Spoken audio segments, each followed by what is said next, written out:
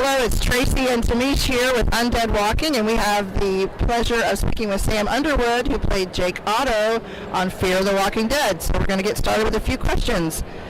Sam, do you think Jake ever had any regrets or doubts about his ideologies before he died?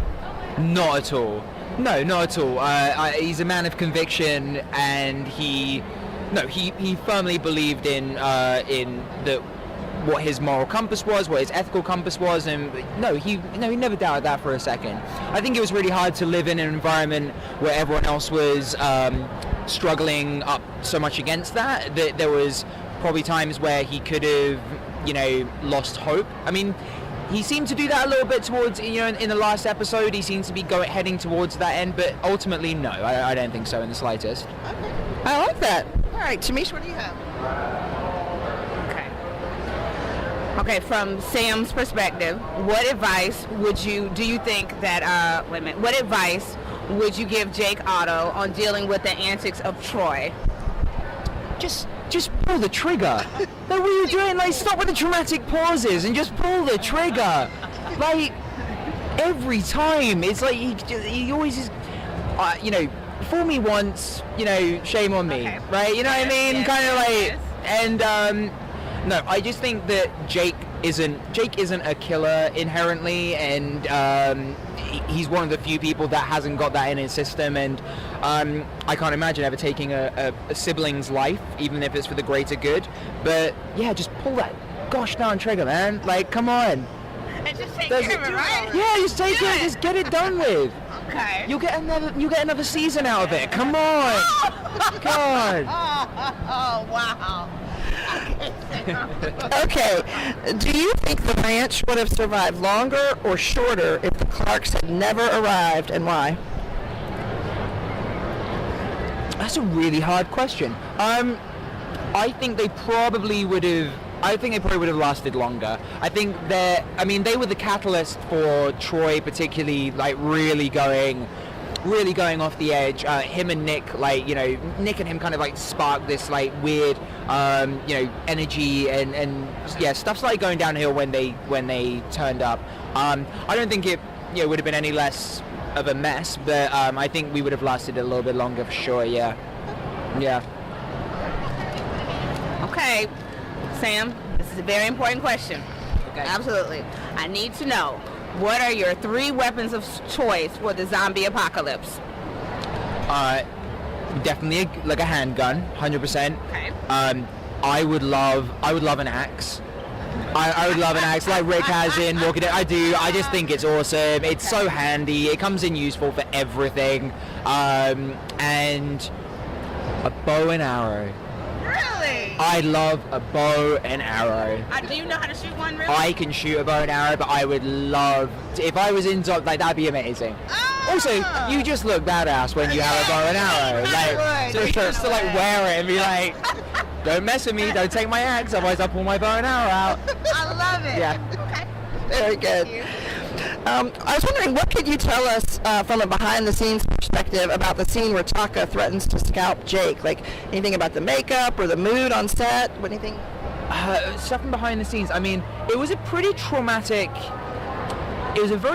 scene to shoot in the sense of, like, I get dragged out of the car, I get beat the shit out of, and then it's really, really intense. A lot of throwing me around physically, and then ultimately, like, trying to imagine a situation where, and like bring it to life through acting, where someone's got a knife and is like, you're like this moment they're this far from death.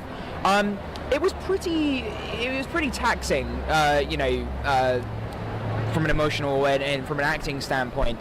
Honestly, the director really got out of our way and let us just like, because we were game for it, we were ready to do it. It was just like, it was as big an event as it was, like, it wasn't overly difficult to kind of set in terms of the staging of it or anything. So he really just like put it together and let us just like go with it. And I got like, I got a good amount of takes out of all those like those close-ups and all that happening, but we couldn't do that much because it was just so raw. Yeah. But he really just like just got out of our way and let us do it. I think everyone was aware of how just you know, is a pretty important piece. And like, Yeah. actually, it's funny enough when that happens. Like, there's a lot of, I mean, there was the safety talks and this, that, and the other, but mostly on like big moments when the actors are really taking charge of it. The ADs and the crew, they really like to kind of just like give space. So I think we had a fair amount of that, like, and they just let us like kind of handle the situation in a, you know, whilst being looked after. But yeah. So it was, they gave us good space for it to be done. Yeah. Are you all a big family on set? It was just curious. Are you all very close on set? Yeah. You, Kim, Coleman, all of you all? Mm-hmm. Do you all hang out? And if you do, where do you all hang out at? We don't hang out because we all live in different areas. When you all are filming. Well, we were all in Mexico together. So, but the problem was I never actually got to work with Coleman, except in the finale. I was just, you're right. Like that one short scene, like in the finale, that dream sequence. And honestly, whenever I wasn't shooting, I was back in New York. So in terms of hanging out, we hung out on set, like, or at least like that was my hanging out situation with them, because I was constantly backwards and forwards to New York. And Coleman, I didn't even get to really like hang out with until the last day. Apart from like the table reads and things like that we did for the episode. So we were definitely a family on set, but like in terms of hanging out, everyone, it was also a very exhausting shoot because we were shooting in pretty treacherous terrain out in Mexico. So everyone needed their rest time as well.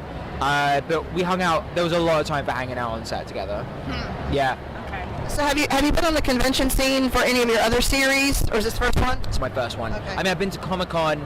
I went to Comic-Con with The Following in San Diego, and I went to Comic-Con this year with Fib. I've not been to like this kind of convention before. And what's your experience been so far? It's been great. It's really, you know, I come from a theatre background where you get to have that immediate dialogue with your audience. Yes.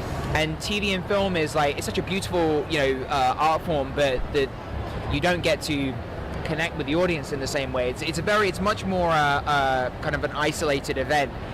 And once you've shot, you kind of, or at least I do, you kind of forget about it until then it comes up on the screen and it's like, oh wow, well that's what they did, you know. So you kind of feel a bit of a disconnect with, you know, how it was put together.